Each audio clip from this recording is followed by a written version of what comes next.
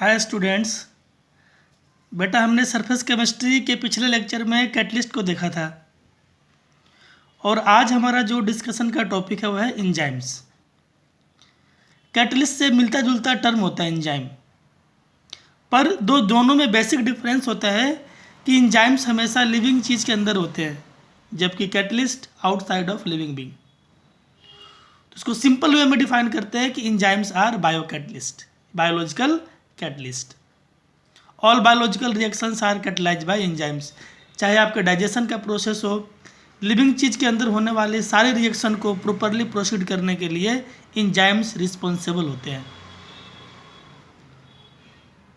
अब कुछ हमारे पास इंपॉर्टेंट एंजाइम्स हैं। पहला हमारे पास है कि जब आपको इन्वर्जन कराना होता है केन शुगर का, शुगर में आप जब एक्सेस में वाटर मिलाते हैं इन्वर्टेज एंजाइम के प्रेजेंस में, तो ये ग्लूकोज और फ्रक्टोज बनाता है जो कि एक दूसरे के फंक्शनल आइसोमर्स होते हैं, ग्लूकोज एंड फ्रक्टोज। तो इन्वर्टेज एक एंजाइम हो गया। सेकेंड, जब आप ग्लूकोज को एल्कोहल में कन्वर्ट करना चाहते हो इथेनॉल में, तो जाइमेज लेते हैं। उसी तरीके से यूरिया का जब हाइड्रोलिसिस करते हैं, वाटर मिलाते हैं, तो अमोनिया और CO2 बनाता है यूरिएज एंजाइम के प्रेजेंस में। और मिल्क को कर्ड में कन्वर्ट करने के लिए एंजाइम होता है हमारे पास लैक्टिक बेसिलाई। तो they are the important enzymes जो हमारे डेली लाइफ में हम लोग यूज करते होते हैं। और एंजाइम की खास बात एक और होती है कि जब इसका नाम आप राइट करते हो तो सफिक्स एज लगाते हैं, ASE, जैसे इन्वर्टेज, जाइमेज, माल्टेज, यूरिएज, ये सारे। अब लाइक कैटलिस्ट एंजाइम की भी कुछ अपनी प्रॉपर्टीज होती हैं।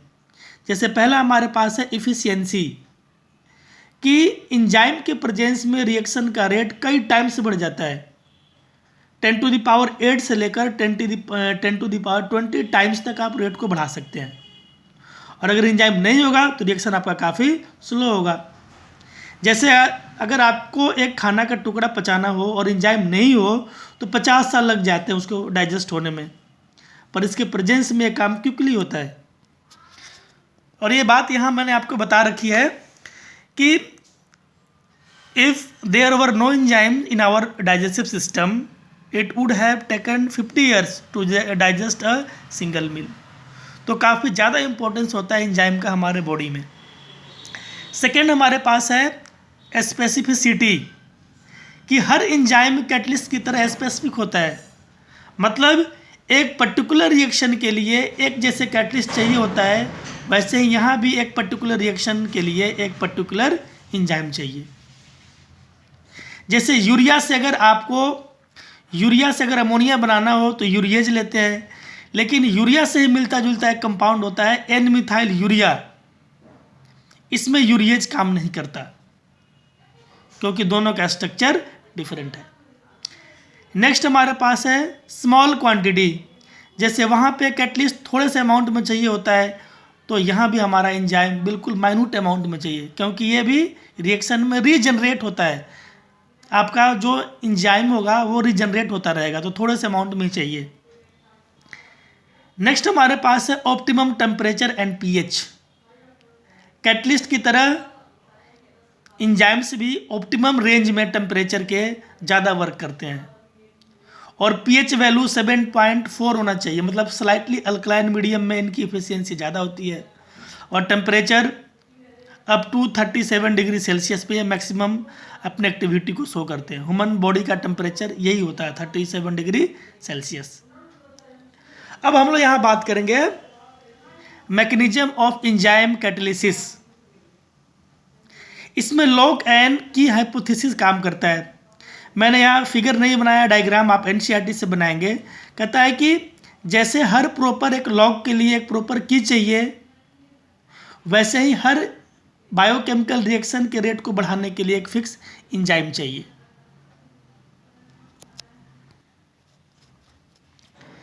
अब हम लोग यहाँ बात करेंगे कोलॉइड्स के रिगार्डिंग।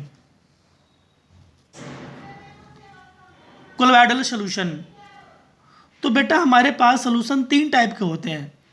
एक तो ट्रू सोल्यूशन, जो हमने आपको सोल्यूशन चैप्टर में पढ़ाया। सेकेंड जो हमें पढ़ना है कोलोइडल सोल्यूशन या कोलोइड्स, और तीसरा होता है सस्पेंशन। तीनों में जो बेसिक डिफरेंस है कि आप यहाँ ध्यान से देखें कि हमने 3 कंटेनर लिए, तीनों में वाटर रखा सॉल्वेंट, पर जो सॉल्यूट मिलाया है तीनों का अलग अलग है। पहले में मिलाया सॉल्ट NaCl, तो यहाँ हमने देखा कि जो पार्टिकल का साइज है वो 0.1 नैनोमीटर से 1 नैनोमीटर के बीच का है, जो कि एक होमोजीनियस मिक्सचर होता है। तो ये आपका ट्रू सॉल्यूशन बनाएगा। सेकेंड, जब वाटर के अंदर स्टार्च को डालते हैं, स्टार्च को डालेंगे हम लोग, तो वहाँ जो पार्टिकल का साइज होगा वो 1 नैनोमीटर से 1000 नैनोमीटर के बीच आता है, जो कि हेट्रोजीनियस बनाएगा, और यही हेट्रोजीनियस मिक्सचर है कोलोइड होता है। मीन्स अगर पार्टिकल का साइज 1 नैनोमीटर से 1000 के बीच में आता हो तो वो चीज़ हेट्रोजीनियस बनेगा और कोलोइडल सोल्यूशन होगा। It is not true solution. और अगर पार्टिकल साइज इससे भी बड़ा हो जाए, मतलब 1000 नैनोमीटर से ग्रेटर हो, तो सस्पेंशन बनता है। जब पानी में आप सैंड को मिलाते हैं तो इस कैटेगरी में आएगा ये। मीन्स आपका ट्रू सोल्यूशन जो है वो होमोजीनियस होगा, जबकि कोलोइडल और सस्पेंशन क्या होंगे, हेट्रोजीनियस होंगे। ये हेट्रोजीनियस होंगे।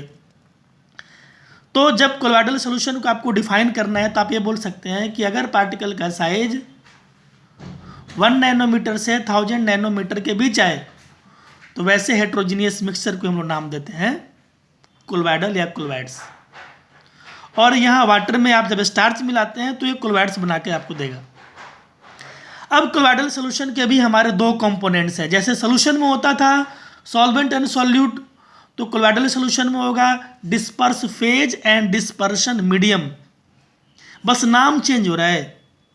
सोल्यूशन की जगह टर्म यूज करेंगे कोलोइडल सोल्यूशन, सॉल्यूट की जगह यूज करेंगे डिस्पर्स फेज, एंड सॉल्वेंट की जगह यूज करेंगे डिस्पर्सन मीडियम। जैसे अगर आपने वाटर में स्टार्च को डाला तो वाटर आपका डिस्पर्सन मीडियम होगा। डीएम का मतलब यहाँ पे डिस्पर्सन मीडियम, और डीपी का मतलब डिस्पर्स फेज। स्टार्च आपका सॉल्यूट है, मतलब डिस्पर्स फेज है, और वाटर आपका डिस्पर्सन मीडियम है। तो ये कोलोइड्स हमारे ट्रू सॉल्यूशन और सस्पेंशन के बीच का चीज होता है। It is intermediate mixture between true solution and suspension. अब जो कोलोइडल डिस्पर्सन्स होते हैं वो 2 तरह के हैं। अभी मैंने बताया कि एक डिस्पर्स फेज होगा और दूसरा डिस्पर्शन मीडियम होगा।